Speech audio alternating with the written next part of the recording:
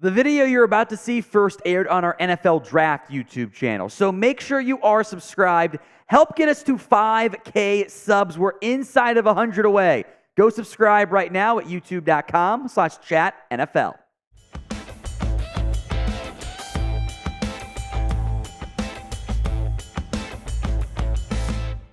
Welcome into our NFL Draft YouTube channel as we take a look at the latest Mel Kiper 2024 quarterback rankings, updated just before the end of the college football regular season. He's got 10 names. We'll go 1 to 10, break down the players, and mention some names not on the list.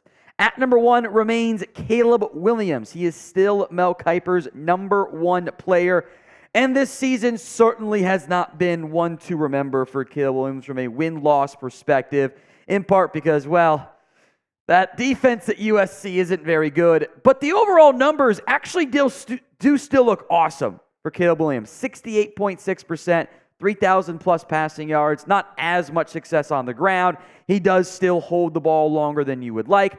41 touchdowns against 8 total turnovers. Now, he has had a fumbling issue. He hasn't lost as many as, the 50% rate might normally indicate. But overall, Caleb Williams, the Patrick Mahomes comps never should have happened. I tried to warn you guys, but he is still worthy of being a top pick in this year's NFL Draft. Now, if you want more NFL Draft coverage, you've come to the right spot. Like the video so I can prove to the bosses as the season winds down, we should give even more focus to this. Hit that like button right now.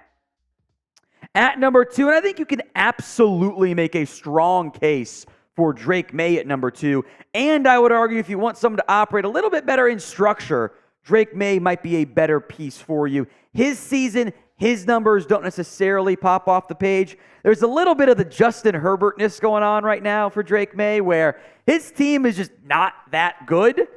He's actually made a bunch of impressive plays down the stretch in key moments, and his team might not be winning that much, but it's not because of Drake Maye. It's some of the defensive issues, some receiver drops mixed in there as well. Both of these guys are worthy of being quarterback 1. I think there will be plenty of discussion as to who ends up going with that assumed first overall pick.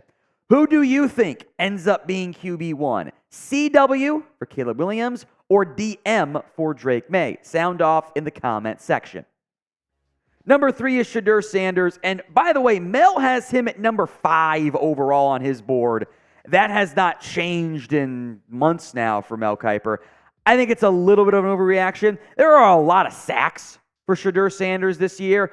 I think it's less that he's holding the ball too long, more that the Colorado offensive line is just not very good. And again, your quarterback has to make your offensive line right to a certain extent, but very accurate. I like a lot of what I've seen.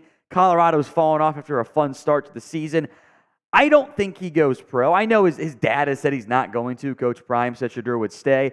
I think that makes a lot of sense. He'll be able to capitalize on NIL. And I don't think NFL teams view him as the 5th best player, or even QB3 maybe, like Mel Kiper has him.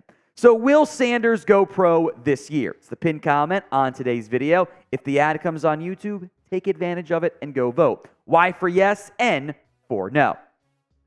A new number 4, the big change from Mel, and I do think this is a good decision. It is Jayden Daniels out of LSU. Now, he's a little bit older than what some of these other players end up being. Remember, and kind of a hilarious fact, Jayden Daniels was throwing touchdown passes to Brandon Ayuk in college.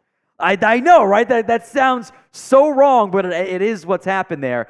Daniels turns 23 later in December. He has put up unbelievable numbers this year. The passing numbers alone are super impressive. 72.6%, 3,500 yards, 36 touchdowns, 4 interceptions.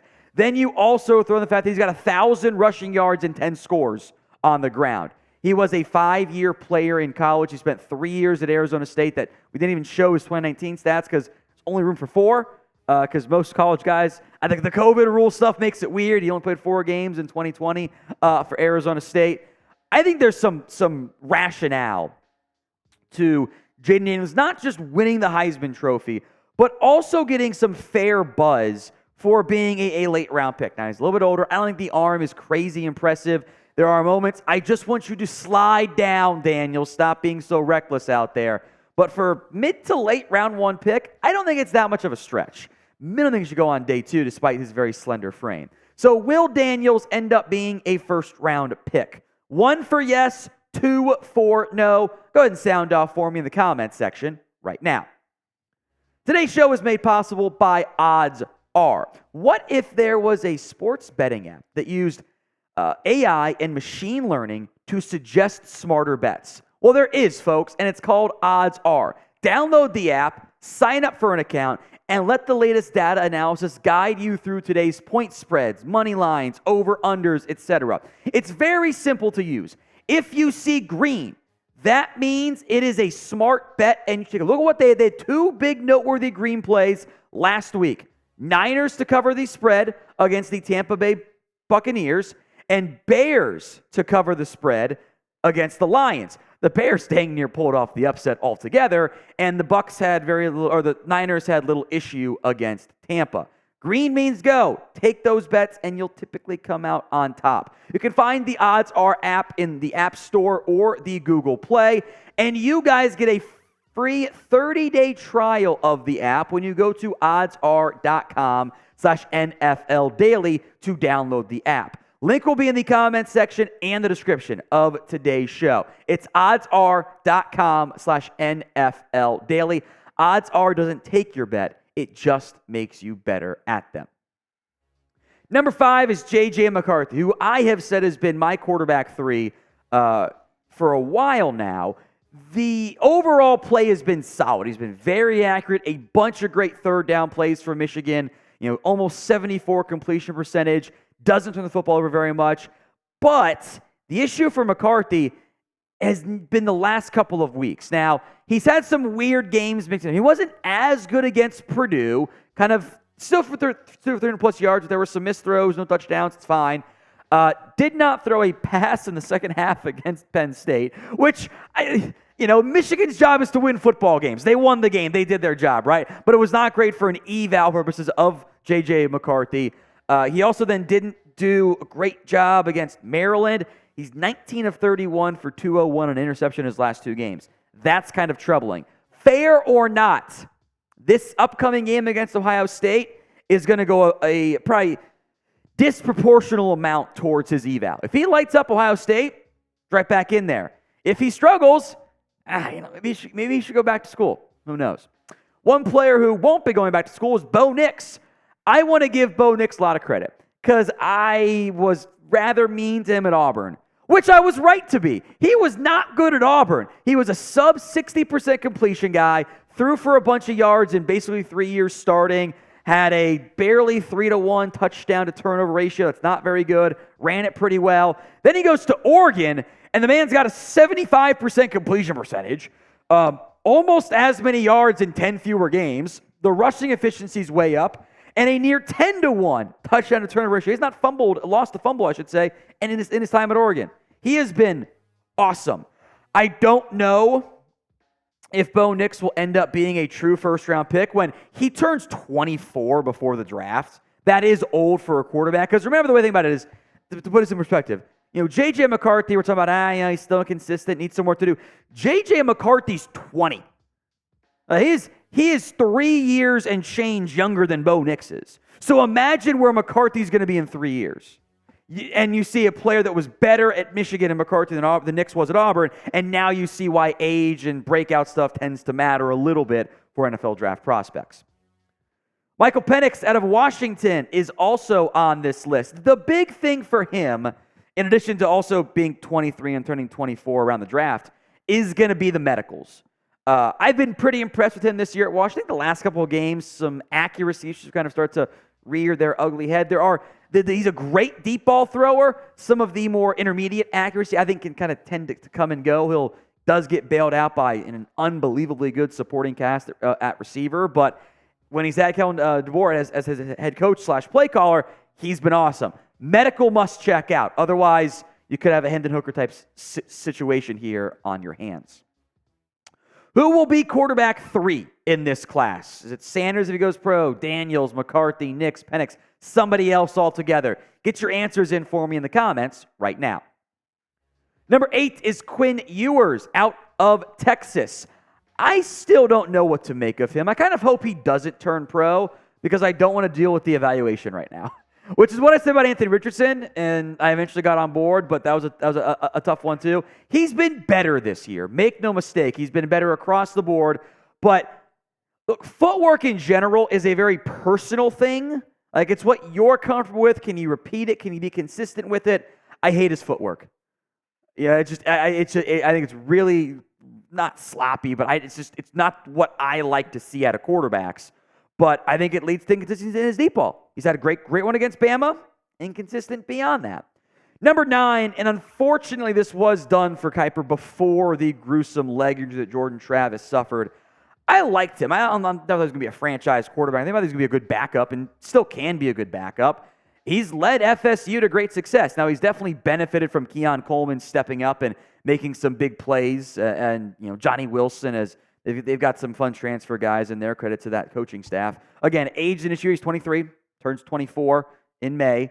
So getting an older player coming off an injury. Maybe he still gets drafted. I think he can hang around the NFL for a while as a backup quarterback. Team clearly responds to him, too. Now, if you love our NFL Draft YouTube videos, make sure you are subbed to our NFL Draft channel. Don't miss out. Hit that sub button right now. Number 10 is Tulane's Michael Pratt. He has been banged up this year, and it's a little bit unfortunate that's been the case because he's a good football player. And what I like to see in general, this kind of stems a little bit from the Bill Parcells mindset, which is it's outdated now with the way college football works. His mindset was 3 years as a starting quarterback. That's what he wanted to have on with the guys he drafted. Pratt checks off those boxes, and he's gotten better every season. The yards have gone up. The completion percentage has gone up until this year with the injuries, of course. The touchdowns have gone up, and I think prorated they would have been pretty good there. So Pratt is a draftable quarterback. Make no mistake about it. That is Mel's top 10. Who did he leave off the list? Sound off for me in the comments section as I break down some names I think Mel could have at least snuck in to his top 10. Let's talk the Georgia quarterback, Carson Beck. I think maybe it's fatigue of Georgia. It's not wanting to deal with another quarterback and just being overlooked because you haven't really seen him play at all. I have been very impressed by Carson Beck this season. Now, Ladd McConkey is an awesome football player. Beck's completing 73% of his passes, 3,000 yards, 21 touchdowns, 5 interceptions. I don't think we should be sleeping on Carson Beck. I don't know if he's even going to go pro, although he is 5 years younger than Stetson Bennett. Let that sink in for a second. But I think this is a sleeper candidate for the QB3 race. Unfortunately, in part because of injuries, this has not been the Riley Leonard breakout season I was hoping for. We'd seen flashes in the past, and this year, the numbers are not very impressive. 7 total scores. He's actually done more on the ground in touchdowns than he has through the air. He's had interceptions. Injuries have been a real problem there. I was excited about Leonard. He has that great win against Clemson, then ends up getting hurt, and he did it through the air, or on the ground, by the way. I need to see more passing consistency out of Leonard. I've been honestly big stock down this year for me, unfortunately, for him. Cameron Ward has some fans out there over at Washington State, and I've never been on board with Cameron Ward. The numbers are fine. They're draftable, don't get me wrong. But this sleeper first round pick, I never got in. He began the year great, by the way. 4-0 his first team, 13 touchdowns, 0 interceptions. He's since gone 1-6 with 9 touchdowns and 5 INTs this year. He also leads college football in coverage. There are accuracy issues and turnover issues, and that just scares me. Oh, Spencer Rattler, what are we going to do with you? He's going to get drafted. I think where he goes is going to be essential, as he'll be a 24-year-old rookie. He's been better this year for South Carolina, by the way. Cut down on the turnovers, a bit more accurate. I think he's matured for the Gamecocks, too, which was a real issue at Oklahoma and in high school, et cetera. That was the vibe going out. Just need to see a little bit more. Upside's still there, but it's different when it's a 20-year-old upside and a 24-year-old rookie upside. It just caps how much room you can actually go. And then there's Tyler Van Dyke. I fell for it again, Chris. I made the same damn mistake. In 2021, exiting the year, I'm like, oh, I kind of like Van Dyke. I saw a lot of stuff like he's gonna take a big time step forward.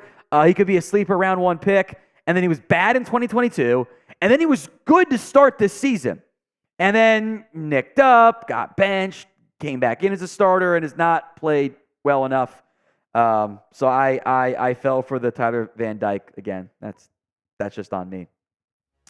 Other quarterbacks I want to make note of, I don't know if KJ Jefferson's going to be a real NFL quarterback or maybe kind of more of I know my guy Chase wants to make him into a Taysom Hill type. That might be asking a little bit too much from that perspective. Big guy, though, has a shot at it. Joe Milton's got a cannon for an arm, but has just never been consistent enough to justify it. Sam Hartman is going to be 25 years old as a rookie.